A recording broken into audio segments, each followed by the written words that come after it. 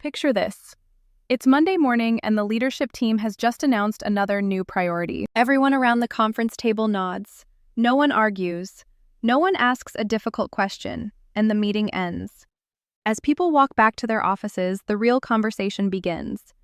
One manager quietly says, "Let's wait a week. It'll probably change again." Another replies, "I'm not putting my team through another reorganization until I know this one's real." Someone else simply shrugs and says, "I'm not sticking my neck out this time."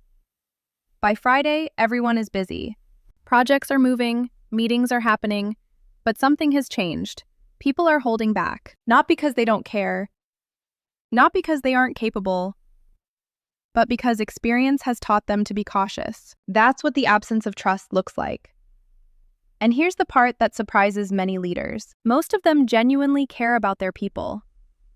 So why does this happen? Most leadership advice tells us to build trust by communicating more, showing empathy, or being transparent.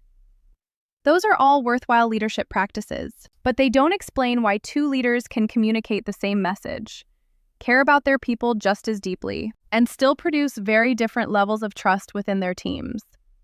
The difference isn't found in what leaders intend. It's found in what employees experience. Employees experience whether commitments are kept, whether expectations remain consistent, whether difficult decisions are explained when circumstances change, whether leaders listen before responding, and whether accountability is applied fairly to everyone. Those experiences don't disappear when the meeting ends. They accumulate. One conversation may not change much. Neither will one decision. But hundreds of everyday interactions create a pattern. And once people recognize that pattern, they begin to predict what will happen next. Will this commitment really be kept? Will expectations change again? Is it safe to speak honestly? Those predictions shape behavior long before they shape trust. That's when people begin to hold back. Not because they lack commitment, but because experience has taught them to be careful. Trust isn't created because leaders say the right things. It's created because people repeatedly experience behaviors that prove those words can be believed. If trust isn't built by good intentions alone, and it isn't sustained by good communication alone, then what is its role inside an organization? We've all heard the expression that trust is the glue that holds teams together. I don't think that's the best way to understand it. Trust doesn't hold an organization together. People do. Processes do. Shared goals do. Clear roles and responsibilities do. Trust serves a different purpose. Trust functions much like the oil inside a well-designed engine. The oil doesn't create the engine. It doesn't hold the parts together. Its purpose is to reduce friction so every moving part can perform the work it was designed to do. Organizations work the same way. Trust doesn't eliminate disagreement. It doesn't make difficult decisions disappear.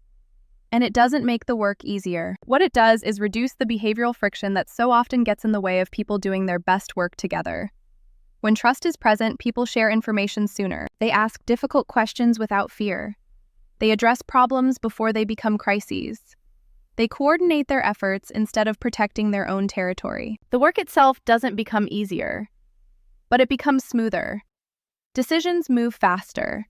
Collaboration becomes more natural, and people spend less energy protecting themselves and more energy accomplishing meaningful work. That is what trust actually does. It reduces the behavioral friction that prevents capable people from doing their best work together. One encouraging thing about trust is that it usually isn't built or lost in a single moment. Employees don't judge leaders by one good meeting or one difficult conversation, or even one mistake. They judge the pattern. They notice whether commitments are consistently honored, whether expectations remain consistent from one week to the next, whether difficult decisions are explained with honesty and respect, whether leaders are willing to listen before making assumptions, and whether accountability applies equally to everyone, including leadership.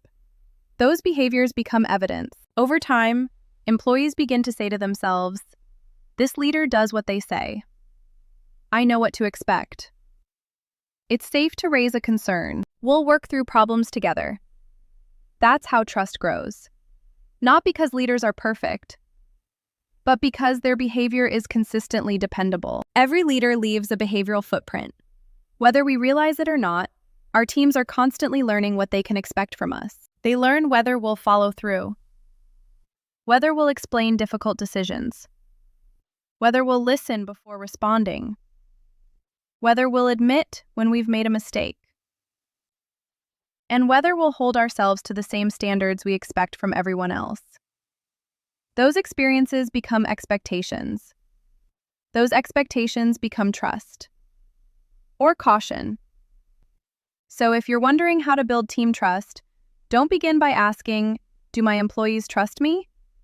Begin by asking a better question. What have my behaviors taught people to expect? Because every interaction is teaching something. Make sure it's teaching people they can depend on you. If you'd like to learn more about how trust works within the complete Tigers behavior-based leadership architecture, we've put links in the comments below.